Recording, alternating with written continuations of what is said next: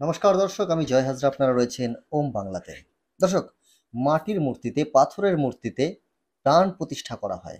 সাধারণ প্রাণ নয়, ঈশ্বর দেবতাদের প্রাণ। অথচ সেই ব্যক্তিগুলো একটা সাধারণ মানুষ, একটা সাধারণ প্রাণীর প্রাণ নিয়ে এসে তার ভিতরে প্রবেশ করাতে পারে না। ভাবুন, কি প্রাণ প্রতিষ্ঠা করা হয়।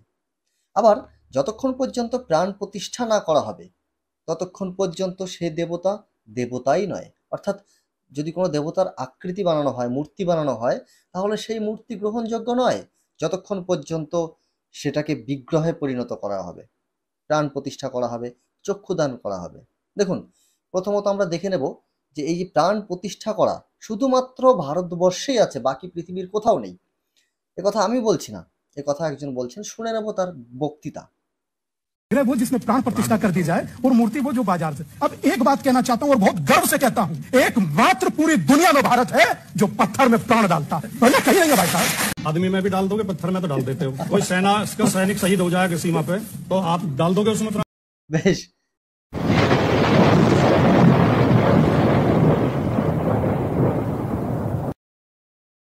যে যথার্থ উত্তর ইনি দিয়ে দিয়েছে, সুতরাং আমার বলার কিছু নেই। এবার আসি দ্বিতীয়ত, প্রাণ প্রতিষ্ঠা করার পরে, প্রাণ প্রবেশ করার পরেও কিন্তু ঈশ্বর বা দেবতারা দেখতে পান না। তাদেরকে দেখানোর জন্য তাদের চক্ষুদান করতে হয়। বাস্তবে যারা সায়েন্স বা ডাক্তারের ডও জানে না, তারা কিন্তু প্রাণ প্রতিষ্ঠা করে এবং তারাই চক্ষুদান করে। কেমন করে চক্ষুদান করে? প্রথমত চোখটাকে বাঁধা থাকে এবং চোখটা খোলার পরে প্রথম দৃষ্টি ঈশ্বরের যার উপরে পড়বে সে নাকি ভস্ম হয়ে যাবে, এত প্রখর তার দৃষ্টি। তাহলে যার কারণে ঈশ্বরের দৃষ্টি, ঈশ্বরকেই ঘুরিয়ে দেওয়ার জন্য সামনে আয়না ধরা প্রথা রয়েছে।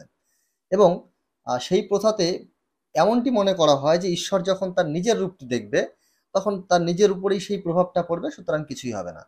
তো আমার কথা হচ্ছে, যে আয়নাটা ধরে রাখে সে তো সামনেই থাকে। তাহলে কথাটা হচ্ছে, ঈশ্বর যদি ভুল করে কোনো একদিন আয়নার দিকে না তাকিয়ে যে ব্যক্তি আয়না ধরে আছে তার দিকে তাকিয়ে থাকে, তাহলে কি হবে?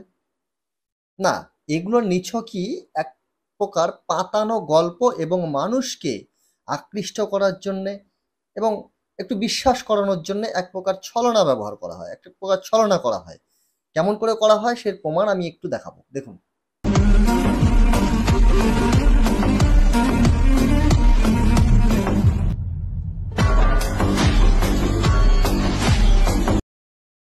আশা করি আপনারা বুঝতে পেরেছেন যে যদি সত্যি সত্যি খোলার পরে আয়না ভেঙে যেত, তাহলে এই আঙুল দিয়ে চাপ দিয়ে ভাঙার কোনো প্রয়োজন ছিল না। তার মানে এটা নিছকই একটা নাটকীয় ঘটনা, একটা শুধুমাত্র ওই বললাম প্রভাবিত করার চেষ্টা মাত্র। চলুন, আজকের আলোচনার বিষয় সেখানে না, আজকের আলোচনার বিষয়টা একটু অন্যরকম। তার আগে ফটাফট করে গিয়ে নিচে সাবস্ক্রাইব বোতামে ক্লিক করে চ্যানেলটিকে সাবস্ক্রাইব করে নিন, কারণ এই ধরনের টপিক সমাজের কুসংস্কার, অন্ধবিশ্বাস এবং আমাদের ধর্মটাকে ভুল রাস্তায় প্রবাহিত করার বিরুদ্ধে প্রতিবাদ করে প্রতিনিয়ত ভিডিও বানাচ্ছি আমি, জয় হাজরা। এবার দর্শক, আপনারা বলুন, কমেন্ট করে আমাকে অবশ্যই জানান যে এই সমস্ত সমাজে যে অবস্থা সমাজে চলে গেছে, এই সমাজের অবস্থায় এই অবনতির বা ঈশ্বর দেবতা আরাধ্য আস্থার বিষয়গুলো নিয়ে যেভাবে এই কালচারগুলো শুরু হয়েছে, এই কালচারগুলোর বিরোধিতা করা কি আমার কোনো ভুল হচ্ছে, অন্যায় হচ্ছে? কমেন্ট করে অবশ্যই জানাবেন এবং আপনার মতামতটা অবশ্যই জানাবেন, আপনার অভিজ্ঞতাও জানাবেন যে আপনি এইরকম বিষয় কত দেখেছেন। অবশ্যই কমেন্টে জানাবেন। সঙ্গে থাকবেন ওম বাংলা। দেখা হচ্ছে পরবর্তী ভিডিও নিয়ে। ধন্যবাদ।